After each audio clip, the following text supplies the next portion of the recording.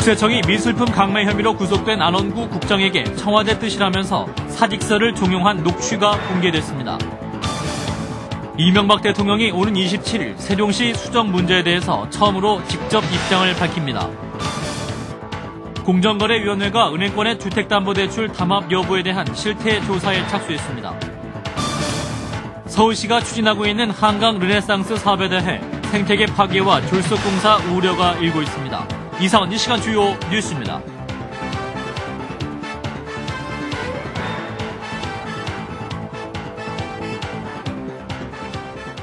시청자 여러분 안녕하십니까? 국세청이 미술품 강매 혐의로 구속된 안원구 국장에 대해서 청와대의 뜻이라면서 사직서를 종용한 녹취가 발견돼서 파문이 일고 있습니다. 강현석 기자입니다. CBS가 단독 입수한 녹취에 따르면 지난 7월 21일 당시 국세청 고위간부 A씨는 S사의 최고 경영자 자리를 주겠다며 안원구 국장에게 사직서를 요구했습니다. A씨는 누구의 뜻이냐는 안 국장의 물음에 윗분들 이야기라며 안 국장에 대해 상당히 안타깝게 생각하고 있지만 국세청장을 포함하는 것이라고 밝혔습니다. 또 안 국장에 대해서는 정부 전체에서 어느 정도 판단이 이루어진 것이라며 청와대를 포함해서 정부 전체라고 말했습니다. 우리 안 국장님에 대해서는 우리 정부 전체에서 어느 정도 그 판단이 이루어진 거거든, 정부 전체에서. 내가 우리 강장관님이 지금 하신 말씀을 책임질 수 있습니까? 정부 전체라는 이야기가? 그럼요, 예, 책임질 수 있죠. 예. A씨는 이어 이미 길을 너무 많이 온 것 같다며 청와대나 이쪽에서도 그렇고 최고위층에서도 인지를 했다는 말도 했습니다.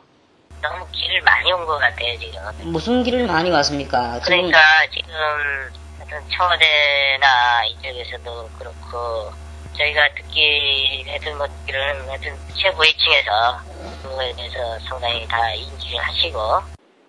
A씨는 최고위층이 누구냐는 안 국장의 질문에 책임 있는 분들이라며 내가 책임을 지겠다고 말했습니다.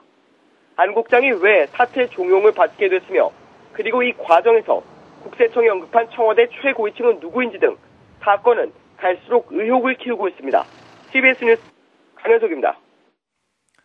한편 서울중앙지검 특수일부는 미술품 강매 혐의로 구속된 안원구 국세청 국장의 부인 홍혜경 씨를 참고인 신분으로 오늘 오후 소환해 조사하고 있습니다.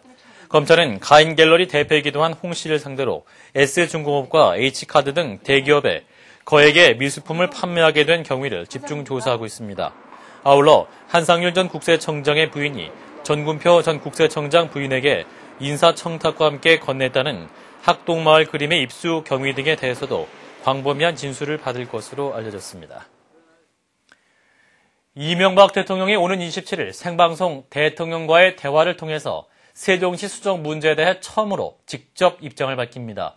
과거 원안 추진 발언에 대한 유감 표명이나 사과가 있을지 관심입니다. 청와대에서 정재훈 기자입니다. 이명박 대통령이 세종시 수정 문제를 처음으로 국민에게 직접 설명하며 정면 돌파에 나섭니다. 이 대통령은 오는 27일 밤 10시부터 100분간 TV로 생방송되는 대통령과의 대화에 출연합니다. 이 대통령이 TV를 통해 국민과의 대화에 나서는 것은 지난해 9월과 지난 1월에 이어 세 번째입니다. 이 대통령은 세종시 수정 문제를 비롯해 4대강 사업과 민생 현안 등에 대해 자신의 생각과 입장을 밝힐 예정입니다. 특히 대선 후보 시절 세종시 원안 추진 발언에 대한 유감 표명이나 사과가 있을지가 관심입니다. 박 대변인은 아직 결정된 바가 없다면서도 어떤 질문도 피하지 않을 것이라고 밝혀 어떤 방식으로든 유감이나 사과의 뜻을 밝힐 것이란 관측이 나오고 있습니다. 이번 대통령과의 대화는 이 대통령의 모두 발언에 이어 일반 전문 패널과의 질의응답 등 공개 토론 형식으로 진행될 예정입니다. 청와대에서 CBS 뉴스 정재훈입니다. 박성효 대전시장과 이완구 충남지사, 정우택 충북지사는 오늘 충남 연기군 행정도시 예정지 내에 정부청사 건설 현장에서 만나 세종시의 원안 건설을 촉구하는 공동 성명을 발표했습니다. 이들은 성명에서 갈수록 심해지는 수도권 집중의 부작용을 시정하고 국가 균형 발전과 국가 경쟁력 강화를 위해서 국민적 합의로 설정된 행정중심 복합도시 건설은 반드시 원안대로 추진해야 한다고 주장했습니다. 또 원안에 이미 포함되어 있는 자족 기능과 수많은 논의를 통해 해소된 행정 비효율 문제를 재론하는 것은 국론 분열과 국가 정책에 대한 불신을 초래하고 있다면서 명분 없는 수정 움직임에 즉각적인 중단을 촉구했습니다. 한강 르네상스 프로젝트의 일환으로 새로 조성된 한강공원에 기름과 시멘트 가루가 떠다니고 있어서 수질 오염뿐 아니라 생태계 파괴까지 우려되고 있습니다. 조은정 기자입니다. 여의도 공원에 분수대입니다. 공사 잔여물로 보이는 기름이 연회색 시멘트 가루와 뒤섞여 둥둥 떠 있습니다. 이물질이 섞인 물은 아무런 정화시설 없이 그대로 한강으로 흘러들어갑니다. 철새들의 서식지인 밤섬 앞에는 소음이 큰 야외 공연장이 들어섰습니다. 반포공원에서는 새들의 보금자리였던 갈대숲이 사라졌습니다. 이렇게 지켜져야 할 공간마저 그 앞에는 그 야외 무대가 설치되어 있어서요. 야간 조명이라든지 소음으로 인해서 여기에 사는 새들이 영향을 받을 수밖에 없어요. 그렇게 되면 이제 새들이 점점 떠나게 되겠죠. 그리고 잔디가 없어진 한강변은 콘크리트로 덮였습니다. 시민들은 정작 한강이 잘 보이는 곳에서는 녹지를 찾아볼 수 없게 됐다며 불만입니다. 서울시는 올해 하반기에 새로 개장한 여의도 뚝섬 등 한강 수변공원에 수백억 원의 예산을 쏟아부었습니다. 한강을 생태하천으로 만든다는 이른바 한강 르네상스 프로젝트. 하지만 인위적인 설계와 졸속 공사로 한강 생태계에 대한 우려가 일고 있습니다. CBS 뉴스 조은정입니다.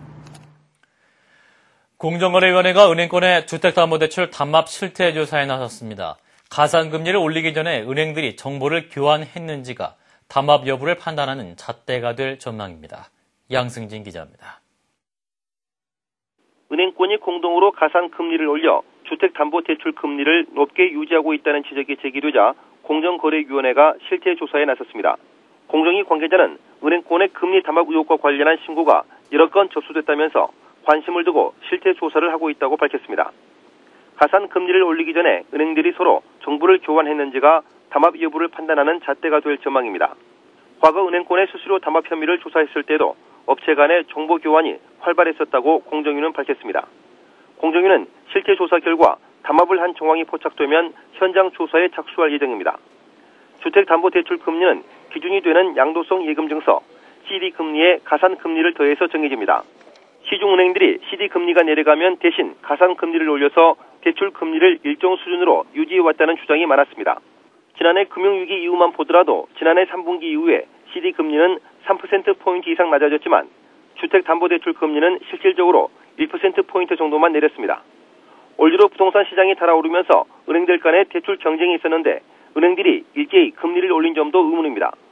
이와 관련해 은행권에서는 최소한의 이익을 남기기 위해 대출 금리를 결정했을 뿐이라며 담합 의혹을 일축했습니다. CBS 뉴스 양승일입니다. 경상수지 흑자기도의 영향으로 우리나라가 1년여 만에 순대외 채권국으로 복귀했습니다. 한국은행이 발표한 9월 말 국제투자 대조표에 따르면 9월 말 현재 순대외 채권 29억 8천만 달러로 지난 6월 말보다 94억 1천만 달러가 증가했습니다. 분기 말 기준으로 순대외 채권이 플러스를 기록한 것은 지난해 6월 말 14억 달러 이후 1년 3개월 만에 처음입니다. 김인규 KBS 신임 사장이 노조원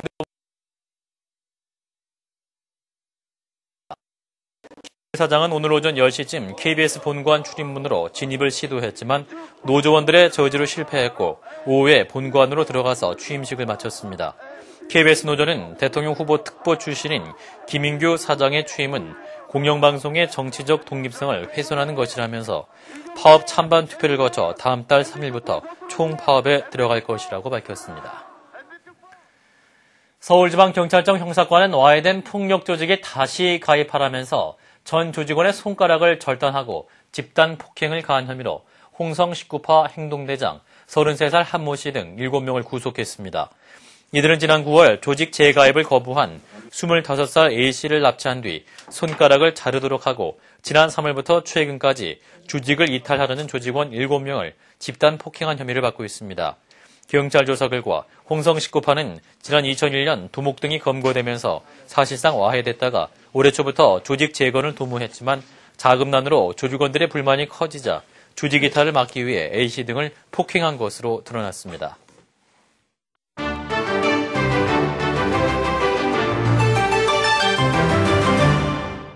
드라마나 영화에 등장하는 동물들을 보면 어떻게 훈련을 시켰는지 참 궁금할 때가 많죠. 보기엔 흥미로울지 몰라도 촬영할 땐 동물들의 예상치 못한 행동으로 통제가 무척 어렵다고 하는데요. 스페인의 한 영화 촬영장에서 황소들이 탈출을 시도해 한바탕 소란이 일었습니다. 스페인으로 함께 가보시죠. 영화 촬영을 위해 대기 중이던 황소 중 한 마리가 갑자기 문을 들이받기 시작합니다. 철문이 부서지자 거리로 뛰쳐나가는데요. 안에 갇혀있던 다른 황소들도 뒤따라 달립니다. 사람들이 뒤쫓아보지만 역부족입니다. 좁은 골목이 답답했었던 걸까요? 7마리의 황소는 근처 해변까지 내달렸습니다. 난데없는 소동에 2명의 여성이 경미한 부상을 입었는데요. 다행히 이 영화에 출연하는 할리우드 스타 톰 크루즈와 카메론 디아즈는 현장에 없어 화를 면했습니다. 우주선 안에서 동료들에게 뭔가를 나눠주고 있는 이 조종사. 우주에서 임무를 수행하는 동안 지구에선 딸이 태어났다고 하는데요. 아빠가 된 기념으로 담배로 한턱을 내고 있는 중입니다. Pretty unbelievable, Bobby. Pretty thankful that, everything went well on Earth and that everything's gone so well up here. 랜돌프는 화상전화로 갓 태어난 둘째 딸의 모습을 지켜보며 동료들과 다 함께 기쁨을 나눴다고 합니다.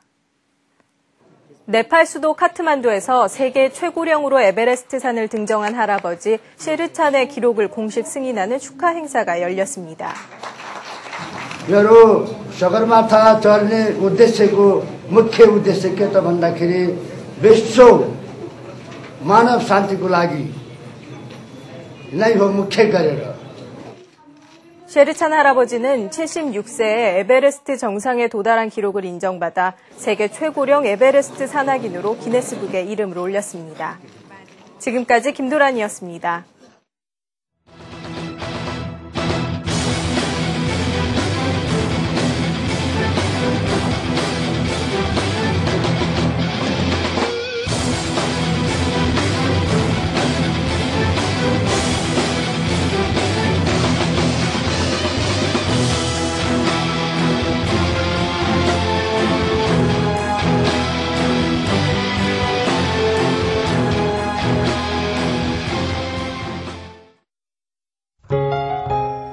날씨입니다. 내일 중부지방은 흐리고 아침에 비가 내린 뒤 오후부터 점차 개겠습니다. 그 밖의 지방은 가끔 구름만 많겠습니다.